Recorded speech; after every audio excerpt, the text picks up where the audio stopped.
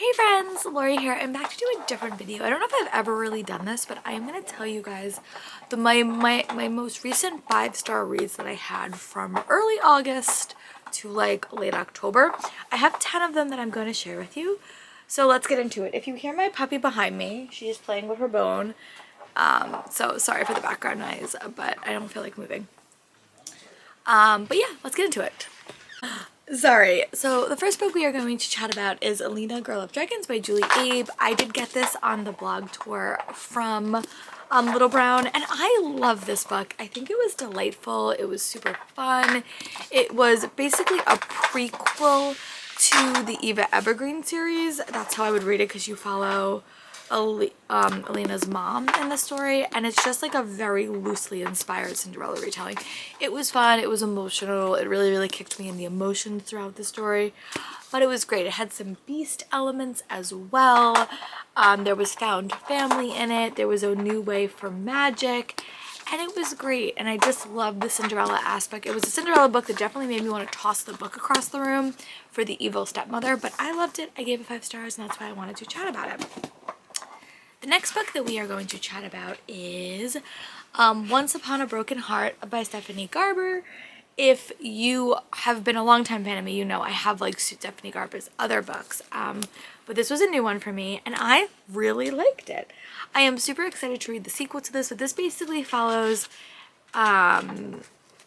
Evangeline, and she strikes a deal with a charismatic fate to help her in a romantic life, but things don't go according to plan. Cassie, you are not cooperating. Oh my goodness. From the future, I'm gonna pop in and I'm just gonna redo that clip with Cassie not standing behind me, because she is adorable, but she is very distracting, so sorry for that confusion. Sorry, the next book we are going to chat about is Once Upon a Broken Heart by Stephanie Garber. This is the sequel series to the Caraval series, and you do see the characters from the Caraval series in this, but they're not the priority. So you basically follow a new main character named Evangeline, and she winds up making an unexpected deal with fate that winds up having disastrous consequences for her romantic life, and she has to go on a quest to sort of save the day. It was a really fun read. I think book 2 just came out, so I have to work my way on getting my hands on a copy of that. I thought I pre-ordered one, but I don't think I actually did, so I'm gonna have to go get a copy for myself the next time I'm shopping. But I really like this one. I thought it was a very whimsical fairy tale sort of story. It would also set in like a wintry setting, which I think would work very well for the winter. I like the characters. I like seeing the old characters from the Caraval series. It was written very much like a fairy tale, and I really enjoyed it, and I gave it 5 stars. And then the next book we are going to chat about is Belladonna by Adeline Grace. I read this over the summer. I think this is the perfect fall read. I literally just got a copy as well. This is also upper YA. I would say it really gave me like ACOTAR and Thorn of Glass vibes, but you basically follow a main character named Signa, and she has been surrounded by death since she was born, and she has a very close relationship with death. But on her 18th birthday, or like I think her 19-year-old, she winds up having to go live with a family she doesn't really know. Death has followed that family as well, and she sort of teams up with Death to figure out why death has haunted this family. It is a compelling, fast-paced story with gothic elements to it. There is a really prevalent romance plot that I actually loved, and I thought that it was very well done. There was some twists and turns I did see coming, but the gothic setting, the way the characters were, the mystery really captured me, and I love this. It's definitely a new favorite, and I'm really excited to read book 2 that is coming out in 2023. And then the next book I'm going to chat about was a concluding book in the series, and that is The Final Gambit by Jennifer Lynn Barnes. This is the final book in the Inheritance Game series. We are getting a spin-off series, which I'm super excited for.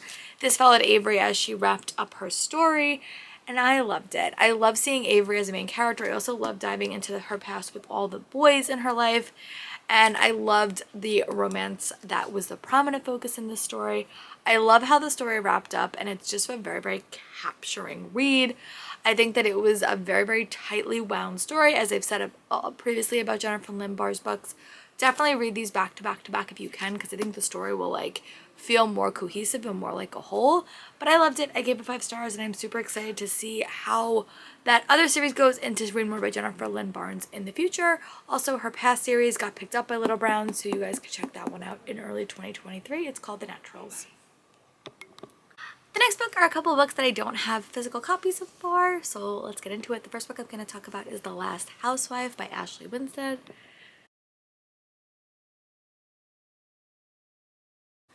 I have had a journey with Ashley Winstead's writing style. I cannot stand In My Dreams I Hold a Knife, but this book really worked for me.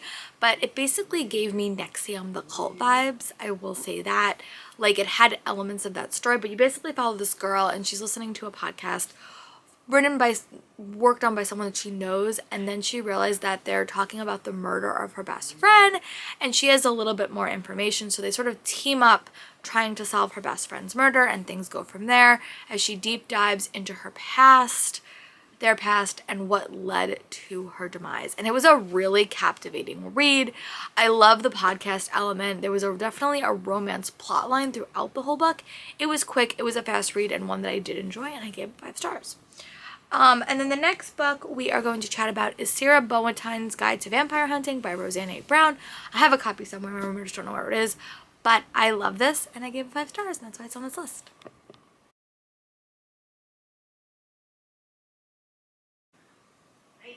This book was just fun. It's a Ghana mythology story focusing on vampires, and you follow Sarah as she's forced to go live with her and her cousin in a small, I think it's Georgia town. It may not be Georgia. I think it's Georgia.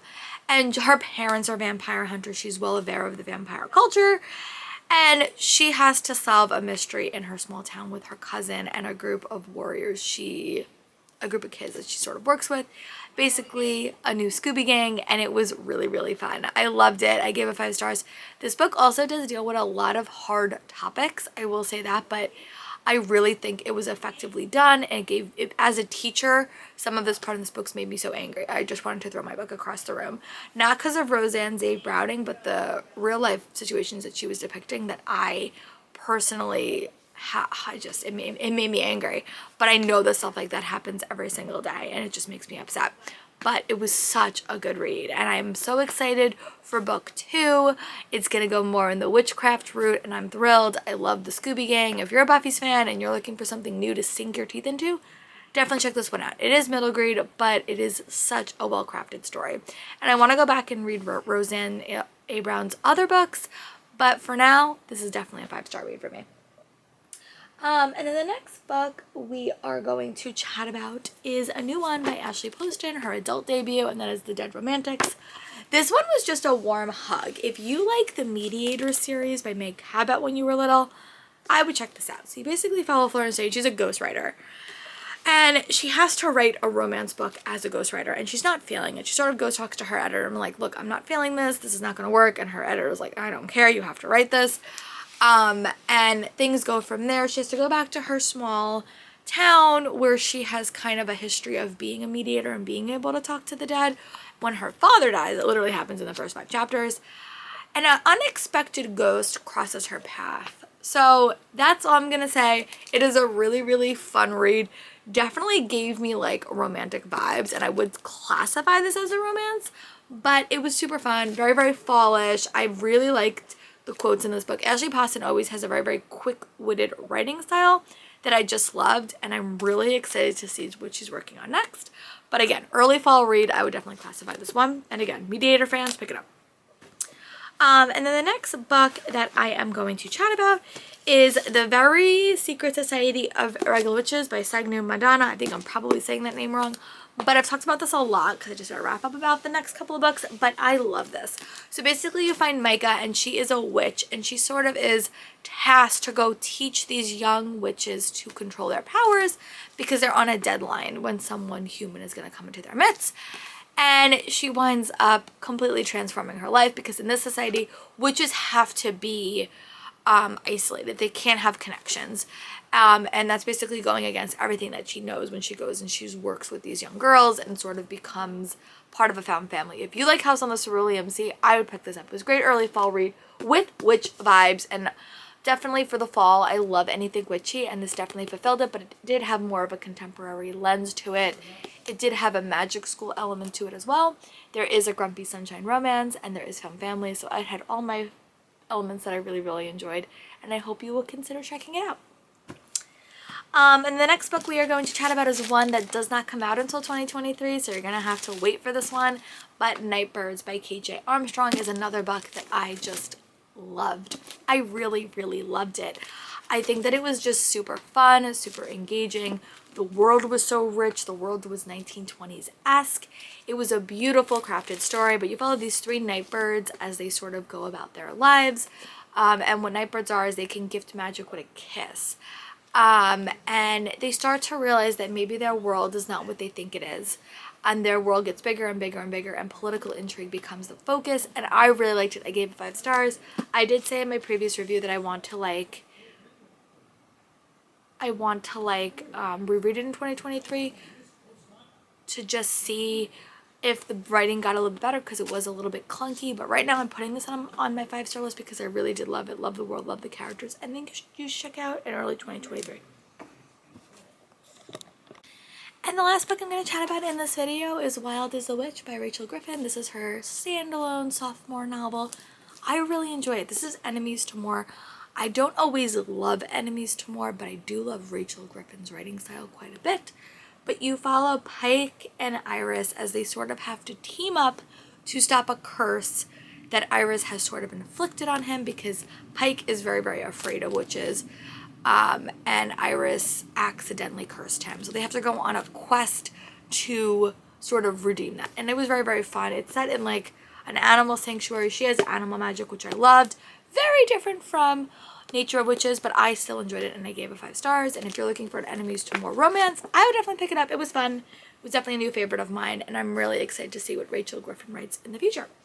So yeah, those are all my 5-star reads that I've read between August and October. Maybe I'll do one for the last couple of months of the year, but we will see. But I'll talk to you guys for my next video, and let me know in the comments what is one book you've read recently that was 5 stars. I would love to know. Bye, friends.